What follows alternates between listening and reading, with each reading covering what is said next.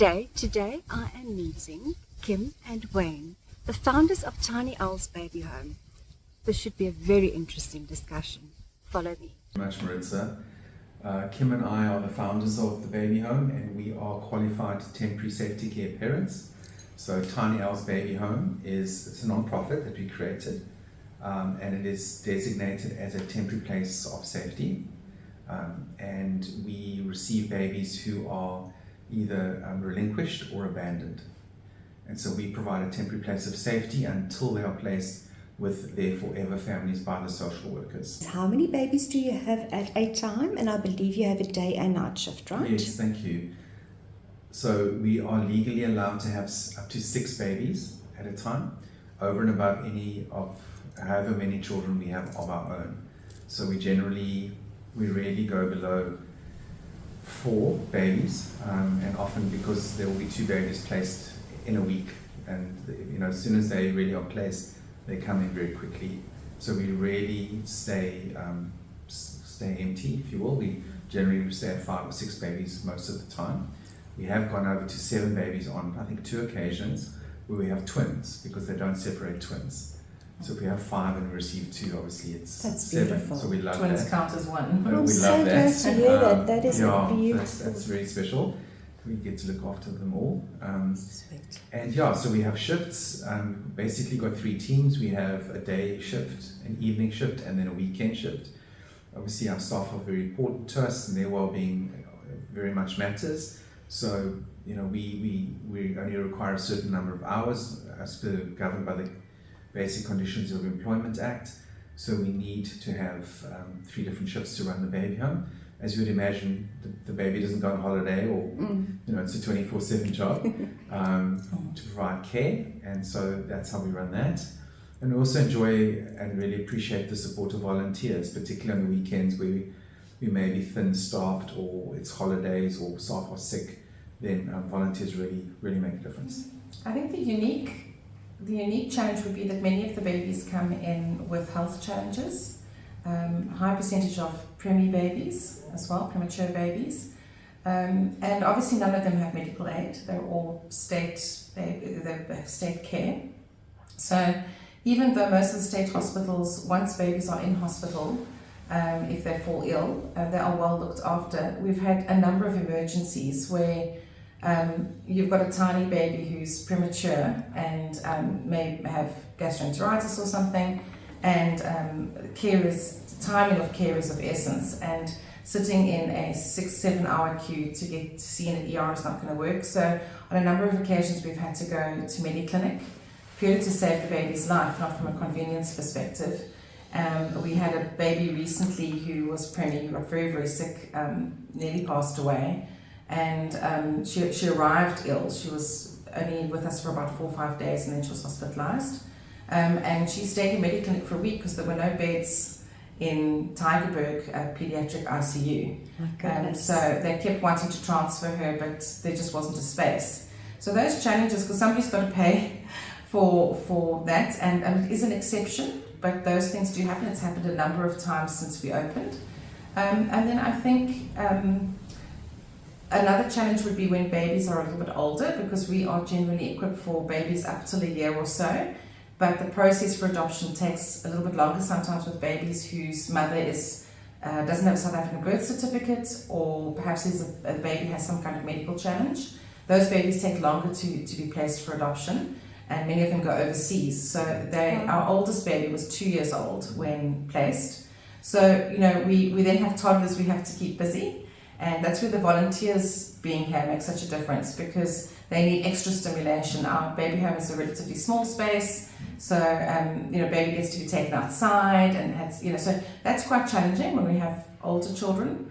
So I think those are, and another thing would be when we started, we hadn't done any marketing or really fundraising at that point, and the baby home is exceptionally expensive to run.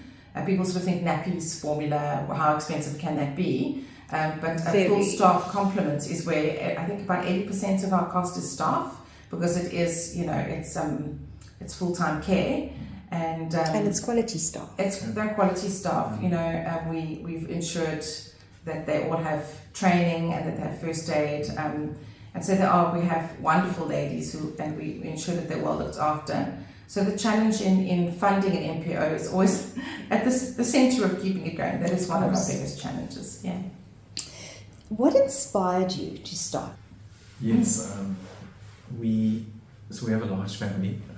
We have 4 biological children, and God really placed it on our hearts to adopt. And so we have adopted 2 sons. It was our first adoption, and then our daughter was our second adoption. So we have obviously 3 adopted children. Going through that process, we saw the need, and we saw the number of children that are available for adoption, and the struggle that they take to be placed. One incident in particular that really marked my heart was when we went to meet our sons for the first time. It was at an institution in Somerset West, and we went to meet our little boys, and it was a very emotional, amazing experience. It was actually an old ANCI building, so very big rooms and tall, many years ago, 60 years ago, whatever. And as we left, there was a large room, about 20 square meters. The door had been removed. They had a little plastic kiddie gate in front of it, and there must have been between 15 and 20 little toddlers, maybe 18 months old. And when they saw us, they all threw their arms up into the air and ran towards us, because they had realized that the way that you leave is with a mom and a dad, with 2 people. And it absolutely undid me. And I realized that we could only take those 2, and we were then, so we adopted our 2 boys, and then a couple of years later we adopted our little daughter, and essentially the social worker said, you can't have any more, you're too big, your family's too big. And at that point we realized, well, what else can we do? And the baby home was the next logical step, where we could care for these babies who were being put up for adoption or were being abandoned in some cases, and facilitate, just be a part of that process, to see those little ones go to their forever families. Yeah, it's an absolute privilege to do what we do. People, think that you're a good person or whatever for doing something like this, and it really isn't the case. It's just regular people who have an opportunity and who have a heart for children. I think people don't realize, having been there, I think I can say this, people don't realize how much they have to give. They don't understand that the little bit they have, the stability in their family, the love in their family, adds a lot of value, and a child doesn't need everything you think that they need. And we are blessed. We are privileged to be able to do this. We are the ones who will receive the blessing and seeing these little children placed with their families. We are often involved when their forever families come and they meet the babies at the baby home and they acclimate to their new parents. It's almost like a sacrosanct moment where you see this little one bonding and knowing that this is my mommy. It's just something you stand by and just watch, and just with absolute awe, just you feel so privileged that you get to be the one to witness that and played a small part in that. Yes, I have the privilege of being at every placement. So, and not many occasions, but a number of occasions, the biological mother is at placement, so she gets to, it's her choice whether she wants to be there or not. So there are times where photos are taken, there's a celebration, and myself, the biological mother, and the adoptive parents are there, which is obviously a big emotional moment, but very important for baby to see. But those moments are very special. The placement moments are special, and we get a lot of feedback from families. Not everybody stays in contact, but recently we had a family, they come through South Africa every year. They're from Norway, and every year we get to see one of our babies. It was placed, he was one of the first babies that came through our doors, and to see him grow up, we get sent photographs, updated emails, and so it's important for the staff as well, because Wayne and I are in and out, but the staff themselves are the ones who are caring for those babies every day. And it's difficult to bond with the baby, especially if the baby stays for as long as a year and then to have to say goodbye. So to get that feedback and see this wonderful story unfold and see the child growing up, it then makes them feel as if there is a purpose. It gives them a reason to do what they're doing. I believe you guys started, and that brings us back to your point. Many people don't realize that they are actually able to assist. They're able to make a difference. You don't have to have this huge home and this huge bank account to start off with. You guys started in your garage, right? Yes, we did, but I would actually take that a little bit further back. When we adopted our two sons, we were not strong financially. We weren't in a place, certainly not in a place to open the baby home. I think what people don't realize on it until you start to research it is that a sliding scale is offered in terms of the cost of the adoption, and you're certainly not paying for a child. There's a horrible word for what that is. You're paying for the facilities and the services of the social worker, and often the mother is cared for, and they facilitate baby's smooth birth and placement with you. And there is certainly financial support available. So certain families will pay a little bit more, and other families will pay a lot less. And so that's available. So if you are all thinking about it as a family, please do inquire about that. When we started, we essentially had a triple garage. It was a relatively big place when we bought here, and we just kitted it out as a nursery. Painted the walls, put a new floor in. It was a garage and a couple of cupboards, and there we were. It didn't take a lot, and we didn't start with a full staff complement. We only had one in the beginning, and then two, and so it grew. It was expensive in the beginning. We were privileged to be able to have the means at that point to do that, but the community has really come alongside us, and particularly some corporate donors have really made a difference, and without them we wouldn't be able to continue what we're doing. But I think the awareness is growing, and so we really need to continue to grow the awareness and work on the fundraising. It's an important aspect to it. Some companies would maybe make a once-off donation, which is really appreciated, but then you don't see them again. And so the donations tend to be, we call it, quite lumpy. So really consistency would be great. Then you know how to budget for and how many babies you can take on. Consistent, and so that would be so helpful. And in terms of the comments about people don't know what they have to give, I think you mentioned earlier, and in fact we saw it with one of our sons. There was an amazing lady who came and fetched him from the children's home that he was at before we met him, because he was 11 months old when we adopted him. And she would take him home for the weekend, little guy. And she would obviously do all the family things, and he would go back. And we can see the positive impact that's had on his identity, on his personality. It does make a difference. It absolutely does. And we're so grateful to that lady. And even though he doesn't remember it, we could see, because the two boys were adopted at the same time, the son who had that kind of social interaction versus the one who had not, there was a difference. So the first year really is very important. And just to clarify what safety care is, because I think a lot of people don't understand that, is originally when a baby was relinquished for adoption, they'd be placed almost immediately with adoptive parents.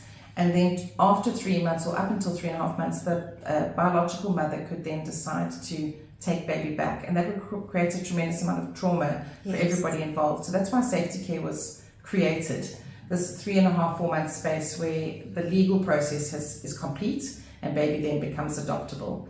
But safety care is not just for baby homes like we have. There are many families who open their hearts and their homes to one baby at a time. So you don't have to take 6 and have staff. And there really is a need for safety care parents.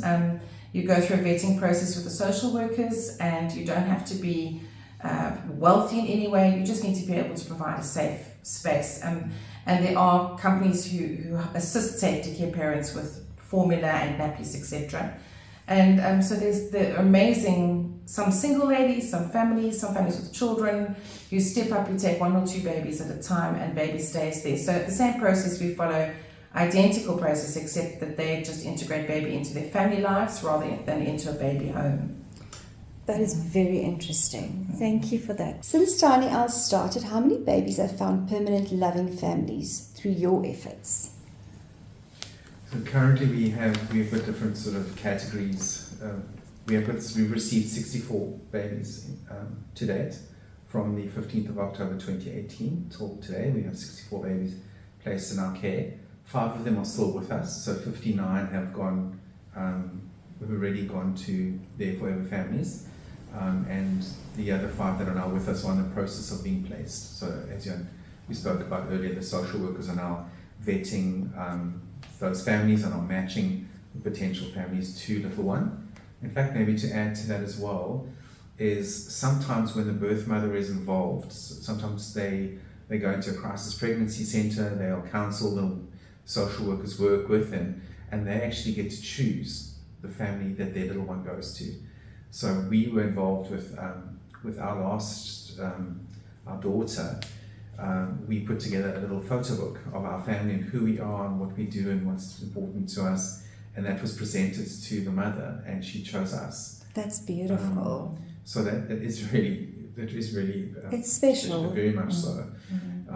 So that process exists there, and that specific instance was with us.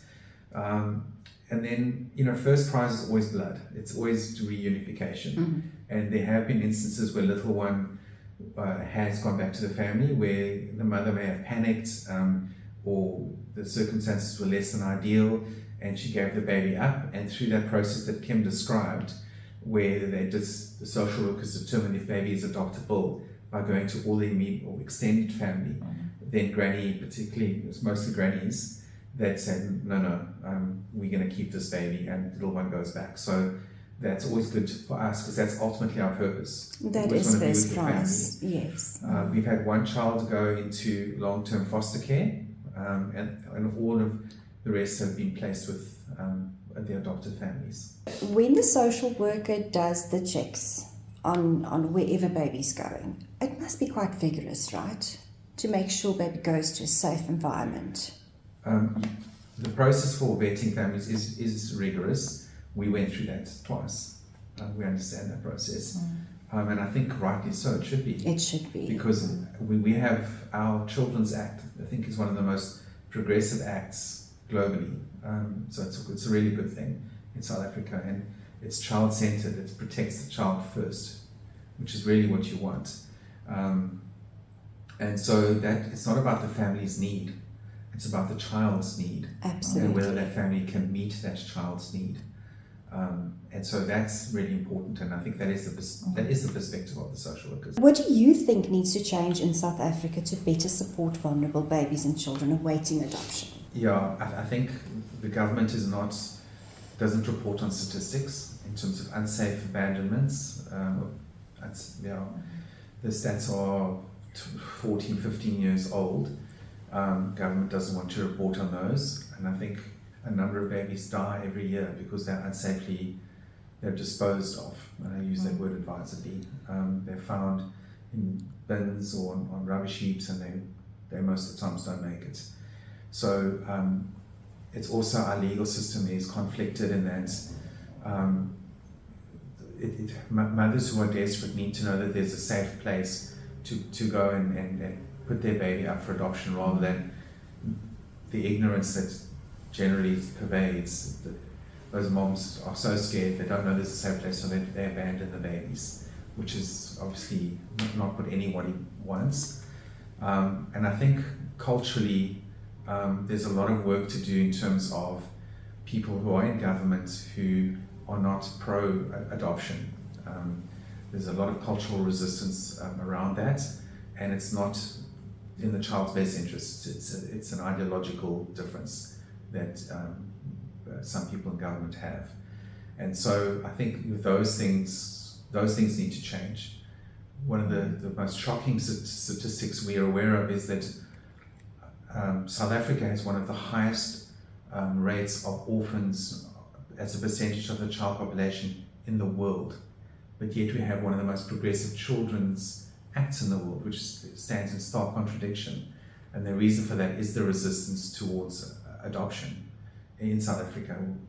So I think there are a little over 1,000 children that are placed for adoption in a year, and that includes parents where, let's say, previously two people get married and they have children from previous relationships, and that's now a new spouse adopts that child. That's included in the adoption number.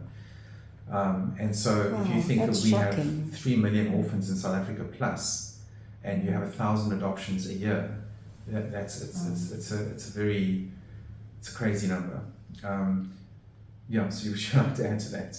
Yeah, I think it can quite easily be oversimplified as well, because it's obviously a symptom of a greater socioeconomic problem.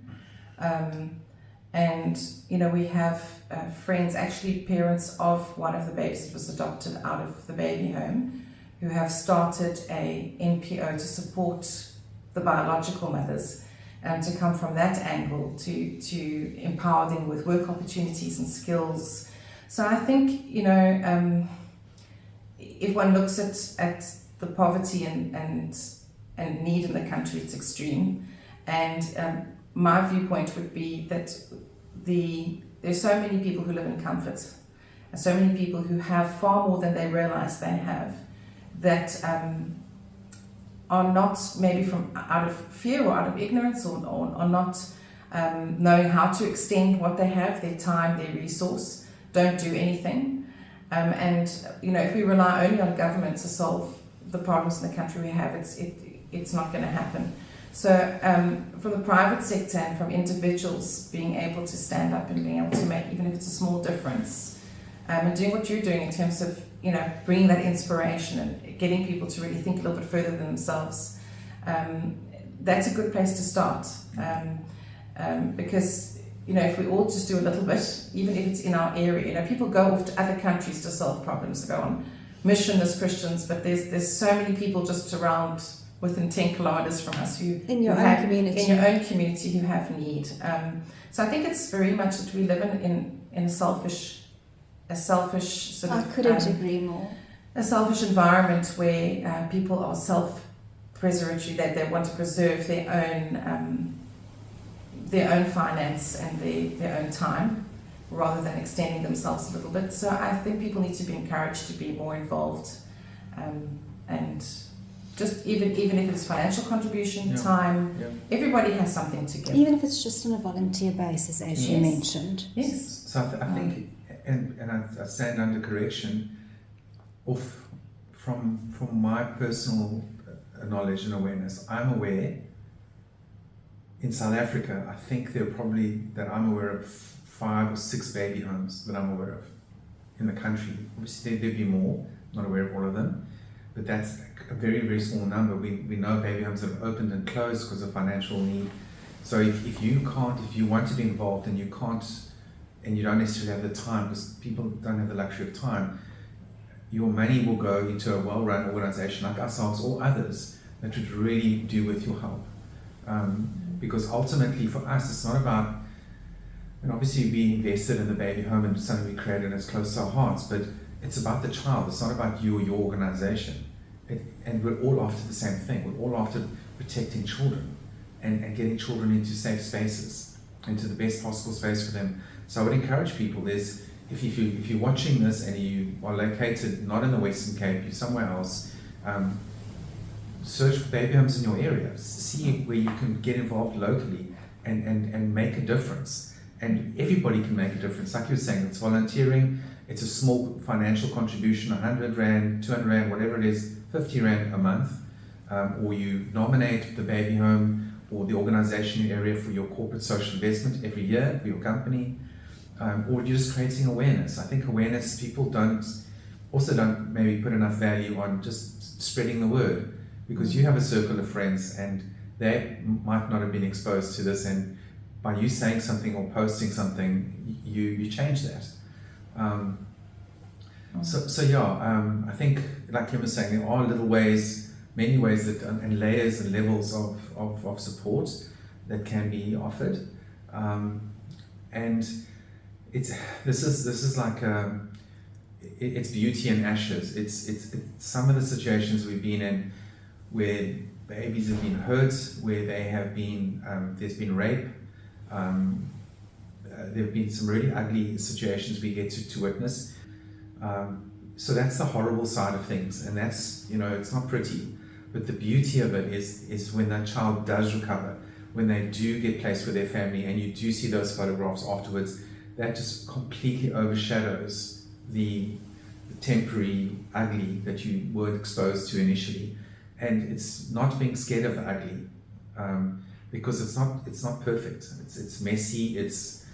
But that's what people are. And if you're prepared to roll up your sleeves and put perfect aside and put full control aside, and go, I'm just going to do the best I can, you will make a difference. That's You will so make a powerful. difference. Thank you for that. I think in many cases people are so prone to think about the corruption in our country and all of that, so they're almost scared to donate because they don't know if the funds will go through to where it's supposed to go. But I firmly believe if you do your homework, if you have the heart to, if God's put it up on your heart to do something, do your homework and then decide according to that. Because you will find a good cause where you can trust that the money will go towards the actual cause. That's a great point, Maritza. I think if you, a large part of that, the fancy word is due diligence. When you're selecting an organization that you would like to support, I think a large part of that is just visiting, looking at the staff, looking at the babies, and coming back a week, a month later and seeing if it's all the same. I think many of the organizations are not necessarily strong at this. Thankfully, we've spent time on this, and because of our backgrounds, we are able to do this, I believe, relatively well, is the compliance and the governance side of things. So making sure that all of our registrations and all of our submissions to the government and to SARS and to all of those things are all up to date and in order. So we have a full due diligence pack if particularly the companies request that, and they do an audit and they are happy, and then they make a donation. So if they are concerned, then certainly Tiny Owls would love to be able to send them the details. And I think as a difference, we're actually, as a complete aside, actually we involved with a number of other charities, also have a Heart for Children, and we're wanting to put a benefit concert on. And a portion of those funds we actually want to allocate to empowering organizations that look like us, that don't necessarily have the commercial skills, so enable them to be able to qualify for donations and make a difference, because a lot of them fall short there. And just that's a small difference we can make. We receive as a baby home, but we can also give and teach. And teach. And what's helped us, we would love to see help others. What are your hopes for the future of Tiny Owls Baby Home, and how can people get involved to help you achieve your goals? Layers to that. So as we've spoken about the volunteers are part of the Tiny Owls Baby Home family, and those hands and feet make a big difference. It's also a process that we follow with them in terms of our permanent volunteers who volunteer on a fixed basis, have to go through not a vetting process, but have to be aware of what's appropriate, what's not. So it's a small training space that we have for them. And then I think most importantly is two things, is awareness and then obviously financial contribution. We also partner with other organizations. There are a number in the area that also do Bless the Baby. Related work. Where we receive donations that are not necessarily applicable, donations of goods. So it might be baby clothing or that we have enough of, or something that we're not able to use immediately, we will then pass on to them. So there's this reciprocal relationship. So I think collaboration between organizations, even if they're not doing the exact same work, there's always a way organizations can collaborate to help each other. And I think just when it comes down to the finance, it's what keeps the oil in the cogs. It keeps it going. So we are always grateful for, even people don't sometimes come forward with donations because they feel that 100 Rand a month doesn't make a difference. But the consistency is what's key. So that 100 Rand, if we know it's coming in every month, is a big deal. We want to encourage people to donate, even if it's a small amount a month. It really does make a difference. And then awareness in terms of your workspace, your friends, that goes a far way, because the more people know. We have done a number of sort of fundraising events, and there are people that come forward who might not have finance themselves to donate, but are able to connect people and organize something. We've done runs, we've done all sorts of things where it raises a little bit of money for Tiny Owls that time, and those things are key to awareness and bringing in funds. Those are great initiatives. Next time when you have a run, please invite me. Well, I'll share it far and wide on social media, and I'll definitely be there. So on behalf of the community, I personally would like to thank you for your commitment and the wonderful work that you do. As I said, I'll add your contact details in the description box, and I really, really wish you all the best. Thank you for your time. Thank you for Thank you coming so out. much. Thank you for the information shared. Yeah. I've learned a hell of a lot, and I almost had a little